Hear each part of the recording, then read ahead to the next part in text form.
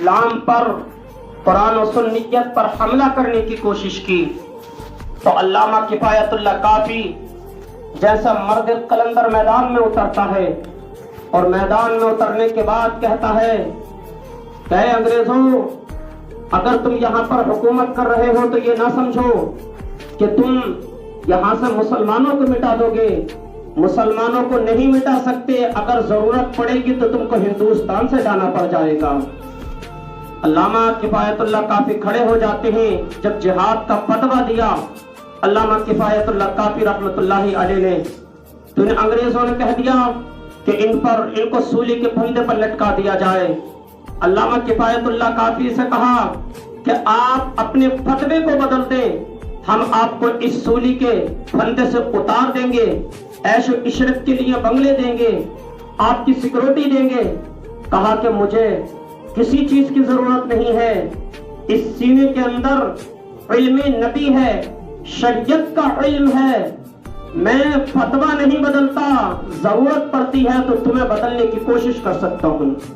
جب آپ نے یہ ارشاد فرمایا پھانسی کے پھندے پر لٹکا دیا گیا، لیکن پھانسی کے پھندے پر لٹکانے سے پہلے اس جنگ آزادی کے موقع پر علامہ کفایت اللہ کافی نے فرمایا تھا میری کوئی خواہش نہیں ہے، مرتے مرتے میں قوم مسلم کو پیغام دینا چاہتا ہوں اور میں یہ بتانا چاہتا ہوں کہ دیکھو میرا رات میرا دن سب اللہ اور اس کے رسول کی رضا کے لیے گزرا، لیکن آج میں سولی کے پھندے پر چل رہا ہوں، مجھے اتنی اجازت دے دی جائے کہ میں آقا کی نعت گنگنا لوں۔ سبحان اللہ۔ آپ نے ارشاد فرمایا کوئی گل باقی رہے گا نہ چمن رہ جائے گا، کوئی گل باقی رہے گا نہ چمن رہ جائے گا، پر رسول اللہ کا دین حسن رہ جائے گا، پر رسول اللہ کا دین حسن رہ جائے گا، اور اطلس و کم خواب کی پوشاک پر نازا نہ ہو۔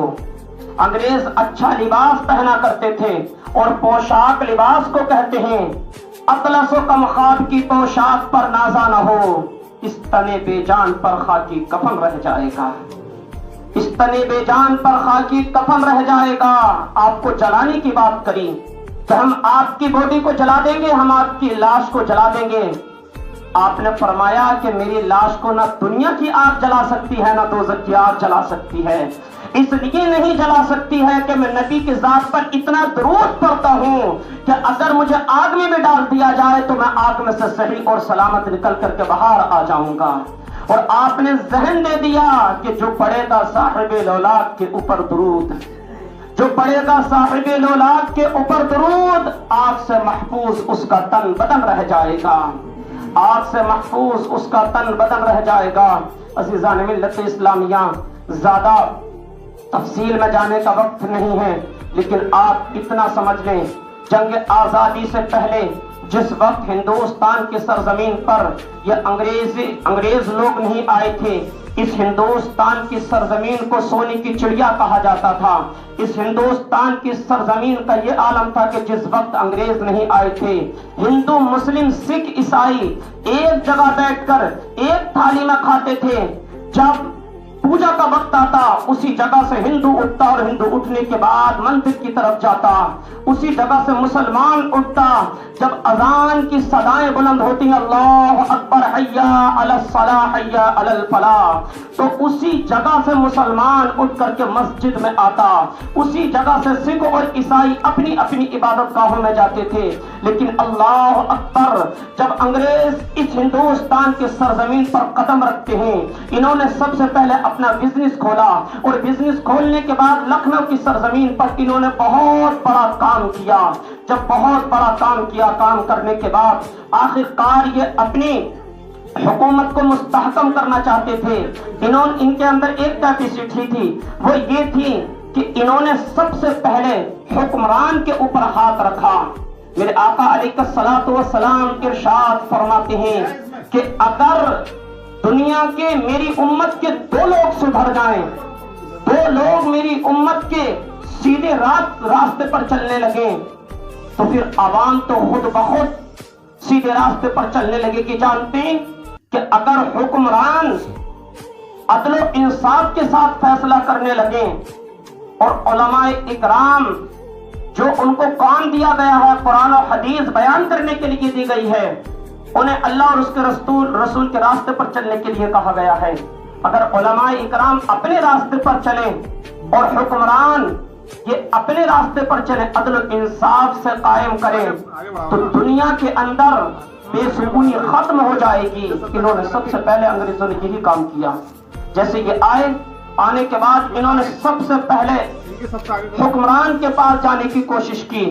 حکمران کے پاس پہنچے، جو بڑے بڑے اس وقت وزیر اعظم تھے ان کے پاس پہنچے، اور پہنچنے کے بعد انہوں نے ان کی خدمتیں کی۔ جب ان کی خدمتیں کی، خدمتیں کرنے کے بعد اگر ڈاکٹر کی ضرورت ہوتی تو اپنے ہندوستان کے ڈاکٹر اس کے علاج کرنے کے لیے پاک کو پہنچتے تھے۔ پہلے انگریز اپنے ڈاکٹر کو اچھی کوالٹی کے ڈاکٹر وہاں پر پہنچا دیا کرتے تھے۔ اگر کسی چیز کی ضرورت پڑتی تو وہاں کے رہنے والے وزیر اتنی اچھی چیز نہیں پیش کیا کرتے تھے، وہ سجا کر کے اچھے طریقے سے پیش کر دیا کرتے تھے۔ جب دیکھا کہ ہم ان بادشاہوں کے دل میں اپنی جگہ بنا چکے ہیں تو انہوں نے تھوڑا تھوڑا کام یہ کرنا شروع کیا۔ یہ تو گھر سے باہر ہی نہیں نکلتے تھے، نیٹ کا زمانہ نہیں تھا، انہوں نے ساری جگہیں اپنے نام کرنا شروع کر دی۔ سب سے پہلے انہوں نے جگہیں اپنے نام کی۔ یہاں پر تقریر روک کر کے میں بتانا چاہتا ہوں، مسلمان اس چیز میں بہت پیچھے ہیں۔ کیسے کاغذاتی کارروائی میں مسلمان سب سے پیچھے ملے گا اور غیر مسلم کاغذاتی کارروائی میں وہ سب سے آگے ملے گا۔ انہوں نے سب سے پہلے یہی کام کیا، زمینیں اپنے نام کرا لیں۔ اگر کسی حکمران کے والد صاحب کا انتقال ہوتا تھا تو اس کی جگہ جا کر کے خدمتیں کی۔ خدمتیں کرنے کے بعد ظاہر سی بات ہے جو شاگردوں میں سب سے بہتر شاگرد ہوتا ہے، ٹیچر کے نزدیک سب سے اچھا لڑکا ہوتا ہے، تو اسے کہا جاتا ہے کہ میری غیر موجودگی میں آپ پڑھانا، میری غیر موجودگی میں آپ ذمہ داری نبھانا۔ انہوں نے ایسا کیا۔ آخرکار انہوں نے حکمران کی جو گدی تھی اس کو سنبھال لیا۔ سنبھالنے کے بعد پھر اس کے بعد انہوں نے دیکھا کہ ہندوستان کی سرزمین پر محبت کی فضا قائم ہے، ہندو مسلم سکھ عیسائی بڑی محبت اور پیار سے رہ رہے ہیں۔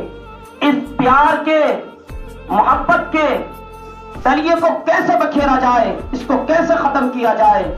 انہوں نے ایک کام کیا۔ انہوں نے یہ کام کیا کہ انہوں نے سب سے پہلے علماء کرام کے پاس جانے کی کوشش کی۔ ان علماء میں بھی دو طرح کے لوگ ہو گئے، ایک وہ ہو گئے جو اللہ اور اس کے رسول کے نام کے سوا کبھی انہوں نے اپنا سودا نہیں کیا، لیکن کچھ علماء وہ تھے کہ جو پیسے کے نام پر بکنے کی کوشش کرتے تھے۔ علامہ کفایت اللہ کافی ان لوگوں میں سے ہیں، انہوں نے کہا مجھے پیسے کی ضرورت نہیں ہے، مجھے اللہ کے رسول کے دین کی ضرورت ہے۔ اللہ اکبر۔ پھر اس کے بعد جب یہ انگریز لوگ علماء کے پاس پیسے لے کر کے پہنچے تو جن کو بھوک تھی پیسے کی انہوں نے پیسے قبول کر لیے، اور جنہیں پیسے کی بھوک نہیں تھی، دین کا ڈر تھا، انہوں نے کہا ہمیں تیرے پیسوں کی ضرورت نہیں ہے۔ جب یہ بات کہی گئی تو کہنے کے بعد انہوں نے ان علماء کو خرید کر کے اپنی مرضی کے مطابق فیصلے اور مسئلے نکلوائے کتابوں سے۔ انہوں نے کہا کہ بتاؤ نبی کے بارے میں تمہارا کیا عقیدہ ہے، کہ بتاؤ نبی کو علم غیب ہے یا نہیں ہے؟ تو جو علماء اہل سنت تھے انہوں نے کہا کہ نبی کو علم غیب ہے، اور نبی کو اتنا علم غیب ہے رہتے مدینہ میں ہیں اور دیکھتے ہندوستان میں ہیں۔ سبحان اللہ۔ پھر اس کے بعد پوچھا گیا کہ بتاؤ اس میں کس کی کیا رائے ہے؟ تو انہی علماء میں سے کچھ علماء وہ تھے جنہوں نے کہا معاذ اللہ رب العالمین، نبی کو علم غیب نہیں ہے، نہ جیسا علم نبی کو ہے ایسا علم تو معاذ اللہ رب العالمین پاگلوں کو، گدھوں کو ہے، جانوروں کو ہے، بہائم کو ہے۔ پھر اس کے بعد پوچھا گیا علماء سے کہ بتاؤ یہاں پر ہمارے آقا صلی اللہ تعالی علیہ وسلم قبر شریف میں زندہ ہے یا نہیں؟ تو ایک علماء کے طبقے نے کہا کہ نبی زندہ ہیں، اور جو پیسے کے نام پر بک چکے تھے انہوں نے کہا کہ نبی مر کر مٹی میں مل گئے۔ اس طریقے کے بہت سارے خیالات ان عالموں کے ذہن میں ڈال دیے گئے۔ ڈالنے کے بعد پھر اسی ہندوستان کی سرزمین سے محمد اسماعیل دہلی سے ایک عالم پہنچا سعودی عرب کی سرزمین پر، مکہ شریف کی سرزمین پر، وہاں پر ایک انسان تھا، ایک عالم تھا جس کا نام محمد بن عبد الوہاب نجدی تھا. اس نے ایک کتاب عربی میں لکھی تھی. اس کتاب کو یہاں لا کر کے اس کا اردو میں ترجمہ کیا گیا، اور ترجمہ کرنے کے بعد جو تقریر ہوتی ہے شروع کی کتاب میں، اس نے لکھا یہ کتاب جب میری عوام میں پھیلے گی، عوام اس کو پڑھے گی تو عوام میں آگ لگ جائے گی، لیکن مجھے امید ہے کہ وہ آگ بجھ جائے گی. جب عوام نے اس کتاب کو پڑھا، اس کتاب کے پیچھے انگریزوں کا ہاتھ تھا. جب اس کتاب کو پڑھا تو اس میں یہی تھا خدا جھوٹ بول سکتا ہے، نبی کو علم غیب نہیں ہے، نبی معاذ اللہ رب العالمین مر کر کے مٹی میں مل گئے، نبی کسی کی شفاعت نہیں کر سکتے ہیں. اللہ اکبر. جب عاشق رسول نے اس چیز کو پڑھا، جو نبی سے محبت کرتے تھے، تو انہوں نے کہا کہ ہم اس گروہ سے نہیں رکھیں گے جو علم غیب نہیں مانتا ہے، ہم اس گروہ سے نہیں رکھیں گے جو نبی مر کر کے مٹی میں مل جانے کا یقین رکھتے ہیں. ہم تو ان علماء کی مانیں گے جن علماء نے یہ کہا ہے کہ نبی کو علم غیب ہے، نبی مرے نہیں ہیں بلکہ قبر کے اندر آج بھی اپنی امتیوں کی فریاد کو سن رہے ہیں. جب یہ بات کہی گئی تو پھر اس کے بعد وہیں سے ان انگریزوں نے فرقہ ڈال دیا. آج ہندوستان کی سرزمین پر یہ عالم ہے کہ کوئی وہابی میں بٹا ہوا ہے، کوئی دیوبندی میں بٹا ہوا ہے، کوئی رافضی میں بٹا ہوا ہے، کوئی شیعہ میں بٹا ہوا ہے، اور الحمدللہ اہل سنت والجماعت یہ آج کا فرقہ نہیں ہے، اب سے 1400 سال پہلے کا فرقہ موجود ہے. اب سے پہلے آپ اس کے علاوہ کوئی فرقہ نہیں دکھا سکتے. یہ اس فرقے جو وہابی اور دیوبندی والا فرقہ ہے، اس کو زیادہ نہیں ہوئے ہیں. اگر آپ علماء کی نہیں سننا چاہتے تو جو ہے اسد الدین اویسی، آپ ان کی اسپیچ سن کر کے دیکھ لیں. ان سے اسی پر سوال ہوا کہ جو وہابی اور دیوبندی والا فرقہ ہے، آپ ہمیں بتائیے اس کو کتنا وقت ہوا ہے؟ تو اس کو 80 اور 85 سال سے زیادہ ابھی تک نہیں ہوا ہے. پھر اس کے بعد انہوں نے آپس میں جب اس طریقے سے مسئلے کیے، ہمارے بزرگان دین کھڑے ہو گئے. انہوں نے کہا ہم چاہے کم ہیں لیکن ہمارے اندر دم ہے، ہم انشاءاللہ دین کی رکھوالی کر کر کے دکھائیں گے. جب انہوں نے ببانگ کے دونوں علماء اکرام نے، اہل سنت والجماعت نے کھڑے ہو کر کے نعرے لگانا شروع کیے اور دین کی پاسبانی کی، تو ان انگریزوں نے علماء اکرام کو غائب کرنا شروع کر دیا. آج بھی اگر جنگ آزادی کے موقع پر ایک کتاب ہے، مختصر تاریخ ہند ایک کتاب ہے، ان دونوں کتابوں کا اگر آپ مطالعہ کریں گے تو جن جن علماء نے حق بات کہی ان کو اٹھایا گیا، اور اٹھانے کے بعد فوراً ان کو جیل میں ڈال دیا گیا، وہاں سے غائب کر دیا گیا. بدائیوں کے بہت سے علماء اکرام ایسی کہ آج تک ان کا پتہ نہیں ہے. اور اس میں اعلیٰ حضرت امام احمد رضا خان فاضلی بریلوی رضی اللہ تعالی عنہ کے دادا جان بھی شامل ہیں. پھر جب انہوں نے اکٹھے ہو کر کے یہ کام کرنا شروع کیا تو پھر اس کے بعد انہوں نے سب کو پکڑنا شروع کیا. کچھ علماء اکرام کو جزیرہ انڈمان بھیجا، کچھ علماء اکرام کو ختم کر دیا، اور جو عوام بچی تھی 5 لاکھ عوام جو یہ کہہ رہی تھی کہ ہم علماء اہل سنت کے ساتھ ہیں، انہیں پکڑا گیا. اور پکڑنے کے بعد بے دردی کے ساتھ ان کے ساتھ ظلم و ستم کیا گیا. اور ظلم و ستم اتنا کیا گیا کہ اللہ اکبر، انہوں نے خنزیر کو ذبح کیا، سور کو ذبح کیا، اور ذبح کرنے کے بعد اس کی کھال کو الگ کر لیا. 10 بائی 10 کا کمرہ بنایا گیا. جو حب نبی جن کے اندر ٹھاٹے مار رہا تھا، محبت کر رہا تھا، جو انسان اللہ کے نبی سے اس سے کہا کہ اب آپ ادھر آ جاؤ، 10 بائی 10 کے کمرے میں ان کو بند کیا گیا. اور جانتے ہیں اس کے پیشاب کو سور کے اور اس کے لید کو جو لیٹرین ہوتی ہے، ان دونوں کو ملایا گیا، اور ملانے کے بعد جو گبری ہوتی ہے، لیپ ہوتا ہے، وہ دیواروں پر کر دیا گیا، وہ زمین پر کر دیا گیا، اور اس انسان کے کپڑوں کو اتار لیا گیا جو نبی سے محبت کرتا تھا. اللہ اکبر. اور کہہ دیا گیا کہ اب تو اسے چاٹ، اگر تو اس کو نہیں چاٹے گا تو ابھی ہم تجھے سزائیں دے دے کر کے مار دیں گے. اللہ اکبر. جس وقت جنگ آزادی کا موقع آیا تھا، علماء اکرام کھڑے ہو گئے تھے، اور اللہ اکبر، چاندنی چوک سے لاہور تک علماء اکرام کے سر جو ہے درختوں پر لٹکے ہوئے نظر آ رہے تھے. اور اللہ اکبر اسی پر بس نہیں ہے، بلکہ جو علماء اہل سنت میں سے جو زیادہ سخت مزاج تھے، 2 ہاتھی لائے جاتے، ایک پیر میں زنجیر باندھی جاتی، دوسرے پیر میں زنجیر باندھی جاتی اور اسی طریقے سے چیر دیا جاتا۔ اللہ اکبر، اسی پر بس نہیں ہے، اگر کوئی اور نبی صلی اللہ علیہ وسلم سے محبت کرتا تو پریس استری گرم کر کے ان کے بدن پر پھیرائی جاتی تھی، لیکن علماء اکرام نے فرمایا نبی صلی اللہ علیہ وسلم کی محبت جن کے دلوں میں تھی، انہوں نے فرمایا کہ ہم جان تو دے سکتے ہیں لیکن رسول اللہ کا دیا ہوا ایمان نہیں دے سکتے، رسول اللہ کا دیا ہوا ایمان نہیں دے سکتے۔ 5 لاکھ عوام کو موت کے گھاٹ اس طریقے سے اتارا اور جو زندہ بچ جاتے ان کو کھال میں بند کیا جاتا۔ اللہ اکبر، سور کی کھال میں بند کیا جاتا اور سور کی کھال میں بند کرنے کے بعد ان کی پٹائی کی جاتی۔ اس حالات سے ہم گزرے ہیں اور جانتے ہیں اگر کوئی تاریخ لکھنے کی کوشش کرتا جنگ آزادی کے موقع پر تو انہوں نے کچھ لوگوں کو جاسوسوں کو بٹھا رکھا تھا کہ جو بھی تاریخ لکھتا ہوا ملے آپ ان کی گردن مار دینا۔ تو کئی سال تک تو یہ تاریخ نہیں لکھی گئی ہے، بلکہ سینہ بسینہ جو باتیں چل رہی تھیں وہی علماء اکرام نے اکٹھی کی اور آج وہی لکھ دی گئی ہیں۔ تو پتہ چلا کہ یہ جو اتنی فرقہ واریت ہے یہ علماء اکرام کی دین نہیں ہے، یہ سب سے بڑی انگریزوں کی دین ہے۔ آج اگر اس ہندوستان کی سرزمین پر انگریز نہ آئے ہوتے تو جو اب سے 150 سال پہلے یا 200 سال پہلے کا وقت تھا انشاءاللہ الکریم آج بھی وہی وقت ہوتا۔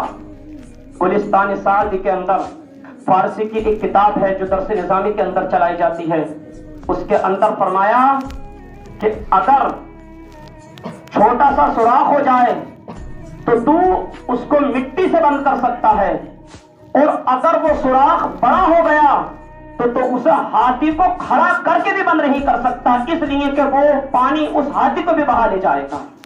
اس لیے لے جائے گا کہ جب انسان کی چھوٹی سی غلطی ہوتی ہے اسی وقت اس کے 2-3 تماچے لگا دیے جاتے ہیں اچھے طریقے سے قاعدے سے، تو اس کو آگے کی بڑھنے کی ہمت نہیں ہوتی ہے، اور اگر وہ شروع میں غلطی کرتا ہے اور ہم اس کو نظر انداز کرتے چلے جاتے ہیں تو آنے والی نسلیں لہو لہان ہوتی ہوئی نظر آتی ہیں، آنے والی نسلوں کی زندگیاں برباد ہو جاتی ہیں۔ آج یہ وہی ہو رہا ہے کہ آنے والی نسلوں کی زندگیاں برباد ہو رہی ہیں۔ اس کی وجہ کیا ہے؟ اس کی وجہ یہ ہے کہ یہ جو ہم پینٹ شرٹ پہنتے ہیں، یہ جینس کی پینٹ پہنتے ہیں، کیا تم یہ سمجھ رہے ہو کہ مسلمانوں کا پہناوا؟ نہ، یہ مسلمانوں کا پہناوا نہیں ہے، یہ کس لیے چلایا گیا ہے آپ غور کرو، نہ سمجھو گے تو مٹ جاؤ گے۔ اے ہندی مسلمانوں، تمہاری داستان بھی نہ ہوگی داستانوں میں۔ جو جینس کی پینٹ پہنا ہوا ہوگا، میں تو سمجھتا ہوں 200 میں سے مشکل سے 10 لوگ ہوں گے جو جینس کی پینٹ پہن کر کے وہ اچھے سے سکون سے پیشاب کرتا ہوگا، مجھے نہیں لگتا۔ جو پینٹ پہن کر کے اچھی طریقے سے بیٹھ کر کے سکون سے پیشاب کرے، انہوں نے ایسے ٹائٹ پینٹ کو سی دیا، انگریزوں نے ایسے کلچر کو ہمارے سامنے رکھ دیا کہ لو تم یہ پہنو، جب تم یہ پہنو گے ہم اس نظریے کو سمجھے نہیں اس کے پیچھے کیا پوشیدگی ہے۔ ہم نے دیکھا ماڈرن چیز ہے، اچھی چیز ہے، فیشن والی چیز ہے، اس فیشن کا تو قبر کے اندر پتہ چلے گا کہ تو نے کتنی نبی صلی اللہ علیہ وسلم کی سنتوں کو ختم کیا ہے، اور اس کے بعد تو نے فیشن کی دنیا میں زندگی گزارنے کی کوشش کی ہے۔ تجھے 50 اور 60 سال کی زندگی دی گئی، اس کے اندر تو نے فیشن اپنانے کی کوشش کی، لیکن جب تو قبر کے اندر جائے گا نہ تیری پینٹ موجود ہوگی، جب تو قبر کے اندر جائے گا نہ تیرے بال کھڑے ہوں گے، جب تو قبر کے اندر جائے گا نہ تیری پھٹی ہوئی پینٹ ہوگی، جب تو قبر کے اندر جائے گا تیرے اوپر لباس نہیں ہوگا، جب تو قبر کے اندر جائے گا تجھے اچھے اچھے محلات میں نہیں لٹایا جائے گا، جب تو قبر کے اندر جائے گا تو تجھے سیٹ کے نام سے نہیں پکارا جائے گا، تجھے وزیر اعظم کے نام سے نہیں پکارا جائے گا، بلکہ تجھے اس نام سے پکارا جائے گا۔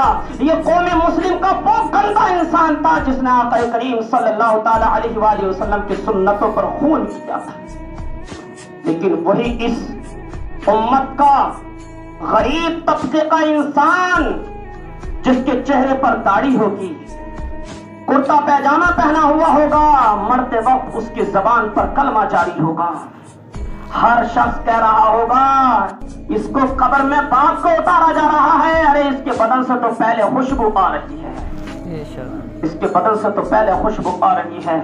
تو جانتے یہ حالات اتنے کیوں بگڑے؟ یہ وہابی دیوبندی سنیوں کا یہ ہمارا اختلاف نہیں ہے، یہ سب انگریزوں کی دین ہے، جو آج ہمیں اتنا فرقہ واریت میں بانٹ دیا گیا ہے کہ آج ہر گھر میں آگ لگی ہوئی ہے۔ اگر باپ سنی ہے تو بیٹا دیوبندی ہے، بیٹا دیوبندی ہے تو باپ سنی ہے، یا پھر رافضی ہے یا شیعہ ہے یا اہل حدیث ہے۔ یہ کیوں ہے؟ اگر آپ غور سے دیکھیں گے اس کی وجہ جانتے ہیں کیا؟ اس کی دو وجہ ہے۔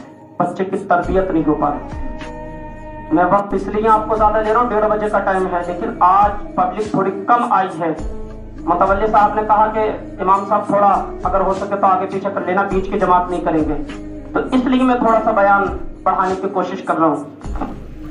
جانتے ہیں اتنے حالات کیوں خراب ہو رہے ہیں؟ اتنے حالات اس لیے خراب ہو رہے ہیں کہ ہم اپنے بچے کی صحیح طریقے سے تربیت نہیں کر پا رہے۔ ہم بس یہ سمجھ رہے ہیں کہ بس جلدی سے پکڑو، جمعے کی تقریر سنا دو، اور کہیں تقریر ہو رہی ہے تو جلسے میں لے جاؤ، بس ہم پکے سننی ہیں۔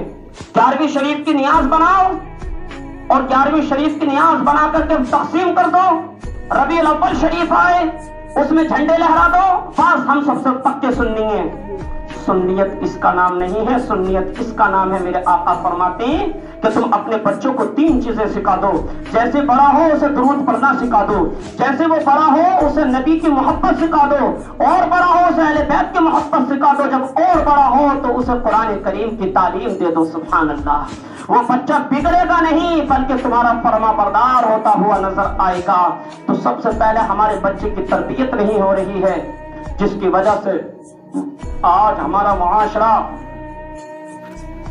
غلط تحریف پر اس نے قدم رکھ دیا ہے۔ میں سمجھتا ہوں سب سے بڑے اس میں ماں اور باپ کی بھی بہت بڑی غلطیاں ہیں، جس کی وجہ سے آج ہمارے اسکول بہتر نہیں، ہمارے مدرسے بہتر نہیں، ہمارے کالج بہتر نہیں۔ علی گڑھ جو اتنا زبردست معاملہ تھا اس کا، آج وہاں پر اتنی سہولیات فراہم کر دی گئی ہیں، اتنی سہولیات دے دی گئی ہیں کہ اگر انسان پڑھنے والا بھی ہوگا تو وہ بھی نہیں پڑھے گا۔ آج ہمارے مدرسوں کا یہ حال ہے، اس میں کوئی نظم و ضبط نہیں ہے، آج اسکول ہمارے پاس کوئی نہیں ہے، جس کی وجہ سے ہماری حالت خراب ہو رہی ہے۔ بچہ جو ہوتا ہے سادہ کاغذ کے مانند ہوتا ہے، بچہ سادہ کاغذ کے مانند ہوتا ہے، اور کاغذ پہ وہی لکھا جاتا ہے جو تم لکھتے ہو۔ اب بچہ 1 سال سے جب سے پیدا ہوتا ہے 15 سال تک اس کاغذ پہ یہی لکھا گیا کہ یہ مذہب یہ ہے، یہ مذہب یہ ہے، یہ مذہب یہ ہے۔ وہ دوسرے مذہب پر ریسرچ کرتا رہا، لیکن اس نے کبھی اسلام پر ریسرچ ہی نہیں کرا، اس نے کبھی نہیں کہا۔ جب اس نے اسلام پر ریسرچ نہیں کیا، آنے والے وقت میں جب اس نے بڑے بڑے وائس چانسلر سے ملاقات کی، سرخیل سے ملاقات کی، بڑے بڑے کمشنروں سے ملاقات کی، وکیل سے ملاقات کی، تو یہ پہلے ہی ہاف مائنڈ تھے، مینٹل پہلے سے ہی تھے۔ جب ان کی باتیں سنی تو بچہ گمراہ ہو گیا۔ اب اس کے بعد تم اس سے کوئی فائدہ حاصل نہیں کر سکتے، اس لیے کہ تم نے اسے سب سے پہلے علم دین نہیں دیا بلکہ علم دنیا دیا، جس کی وجہ سے اس کے اندر سے علم دین نہیں علم دنیا نکل رہا ہے۔ پھر اس کے بعد جب بچہ، میرے پاس تو کچھ لوگ ایسے آئے کہ باقاعدہ جو 80-82 بچے ہمارے پاس پڑھتے ہیں، الحمدللہ ہم نے سارے بچوں کے اوپر یہ قانون لگا رکھا ہے کہ جو بھی آئے گا وہ امامہ شریف میں آئے گا، جبے میں آئے گا، اور اسکول کے بچے اپنا بستہ پیچھے ڈال کر کے لاتے ہیں۔ ہم نے الحمدللہ ایسے بیگ ایک دم اپنی نجی بیگ سلوائے، اس طریقے سے بیگ سلوائے ہیں کہ بچہ گلے میں ڈالے اور وہ پارا اور قرآن شریف اس کا سینے سے لگتا ہوا نظر آئے، تاکہ اس کو یہ تربیت ملے کہ انسان تجھے گھبرانے کی ضرورت نہیں ہے، دنیا کا بستہ پیچھے رہتا ہے، یہ دنیا میں رہ جائے گا۔ لیکن ہم نے بستہ سینے سے لگا کر کے بتا دیا کہ اگر پریشانی آئے گی تو پریشانی تجھ پر بات کو آئے گی، یہ تیرے آگے جو تعویذ اور بستہ لٹکا ہوا ہے یہ تیری پہلے حفاظت کرے گا، چاہے وہ دنیا کی پریشانی ہو چاہے وہ آخرت کی پریشانی ہو۔ اور انشاءاللہ الکریم بچہ وہ کرتا ہوا بھی نظر آ رہا ہے۔ آج آپ ہندوستان کی سرزمین پر 50,000 یا جتنے بھی اسکول چل رہے ہیں، اگر آپ ریسرچ کریں گے نا، مسلمانوں کے بہت کم ملیں گے، کرسچن کے ملیں گے. اور جب وہ جاتے ہیں بچے ہمارے، تو سب سے پہلے ان سے سگنیچر کرا لیا جاتا ان کے باپ سے. بیٹی جہاں 15 سال کی ہو، 20 سال کی ہو، دوپٹہ اوڑھ کر نہیں آئے گی. بچی جب یا بچہ ہمارے اسکول کالج میں آئے گا تو یہاں تک ایک جو بھی ورحال پہن کر کے آئے اس کی رانیں بکتی ہوئی ہوں گی. بچہ جب ہمارے یہاں پر آئے گا تو ہمارے حساب سے چھٹی کرے گا، اپنے حساب سے چھٹی نہیں کرے گا. اب اس کو ذہن یہیں سے مل گیا، وہ جمعے کے دن چھٹی نہیں کرتے، سنڈے کے دن چھٹی کر رہے ہیں.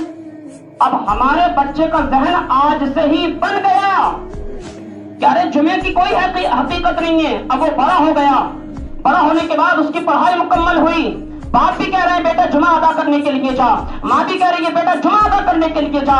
اب وہ جمعہ اس لیے ادا نہیں کر رہا ہے کہ آپ نے اس کا ایسی اسکول میں داخلہ کرایا ہے کہ وہ جمعہ نہ ہی پڑھے. تو یہ بچے کی غلطیاں نہیں ہیں، یہ ہماری خود کی غلطیاں ہیں، یہ ہماری خود کی غلطیاں ہیں. میں نے جو آج تقریر اگر بیان کی ہے، میں اتنی جذباتی تقریر کرتا نہیں ہوں، لیکن آج جب میں اپنی قوم مسلم کا حال دیکھتا ہوں تو مجھے بہت رونا آتا ہے. آج ہماری تقریروں کا عالم یہ ہے کہ عوام ہماری تقریر سننے کے لیے جا رہی ہے، وہ سوچتی ہے یہاں سے کچھ ملے گا، لیکن وہی علماء کرام کا جھگڑا، وہی پیسوں کی طرف بھاگ دوڑ. آپ نے ہمیں نذرانہ نہیں دیا، آپ نے ہمارے کھانے پینے کا انتظام نہیں کیا. لیکن میرے برادران ملت اسلامیہ، اگر علماء اکرام کو آپ اٹھا کر کے دیکھیں گے، ابھی ماہرہ شریف کے ایک بزرگ ہیں، ان کی تاریخ ہسٹری اٹھا کر کے دیکھیں گے تو ہمارے بزرگوں نے اس طریقے سے دین پھیلایا ہے کہ ایک عام انسان آیا اور آنے کے بعد کہا میرے گھر پر تقریر، آپ تقریر کرنے کے لیے چلیں. اپنے وقت کے ولی کامل جن کی بہت شہرت تھی، وہ کہے کہ بیٹا میں تیرے گھر تقریر کرنے کے لیے آؤں گا. جب وہ تقریر کرنے کے لیے گئے تو جنگلوں میں جو جھگیاں ہوتی ہیں وہاں پر گئے، اور وہاں پہ جانے کے بعد تخت بھی نہیں تھا، چارپائی بھی نہیں تھی، بلکہ ایک جو بھلا ہوتا بدنا، جسے بدنا کہتے، اسے الٹا کر کے رکھ دیا اور کہا کہ عالم صاحب اس پر تشریف رکھیں. اب جو ان کے ساتھ نا، ان کے جو وزیر گئے تھے، جو ان کے خادم گئے تھے، انہوں نے کہا ارے بڑے بیکار آدمی ہیں یہ، کہ انہوں نے جو ہے عالم، اتنے بڑے عالم کو مشکیزے پر بٹھایا اور تقریر کرائی اور نہ کوئی قالین بچھائی. پھر اس کے بعد جب یہ وہاں سے لے کر کے جب وہاں سے آئے تو انہیں نذرانہ نہیں ملا. یہ جو خادم تھے یہ برائی کرنے لگے، حضرت آپ کی تو اتنی شہرت ہے، آپ کی اتنی شہرت ہے، اور آپ جو ہے ایک گھلے پر، ایک مشکیزے پر، ایک بدنے پر بیٹھ کر کے تقریر کر کے آ گئے اور نذرانے بھی کچھ نہیں دیا، اور یہ بھی نہیں کہا کہ ہم سواری سے چھوڑ دیں. تو کرنا آپ اس عوام سے کچھ نہ کہیں. انہوں نے ہمارے اوپر احسان کیا ہے، ان کا احسان ہمارے اوپر ہے، ہمارا احسان ان کے اوپر کچھ نہیں ہے. یہ اللہ کا بہت بڑا کرم ہے کہ انہوں نے ہمیں بلایا، اس لیے کہ میں نے پیسے کی وجہ سے تقریر نہیں کی ہے، میں نے تو اللہ اور اس کے رسول کو راضی کرنے کے لیے یہاں پر تقریر کی ہے. ان کا بہت بڑا اللہ کا شکر ہے کہ انہوں نے میری تقریر کو سنا، انہوں نے مجھے ایک وقت کا کھانے کے لیے دیا، اور انہوں نے عزت سے مجھے رخصت کر دیا. تو جب تک ایسے علماء کرام موجود تھے دین کی خدمت ہو رہی تھی، لیکن آج اس کے الٹا ہو رہا ہے، آج اس کے الٹا ہو رہا ہے. دل کے پھپھولے جل گئے سینے کے داغ سے، اس گھر کو آگ لگ گئی گھر کے چراغ سے. اللہ پاک کلام پاک کے اندر ارشاد فرماتا ہے، یا ایھا الذین آمنوا اتقوا اللہ وکونوا مع الصادقین. معزز صاحب اب اذان پڑھ دی جائے، درود پاک پڑھیں ایک مرتبہ. موضوع بالکل آپ بالکل سمجھ لیں کہ میرا موضوع تھا خواجہ غریب نواز. خواجہ غریب نواز کے اوپر بیان کرتا میں، لیکن رات میں لونی میں تھا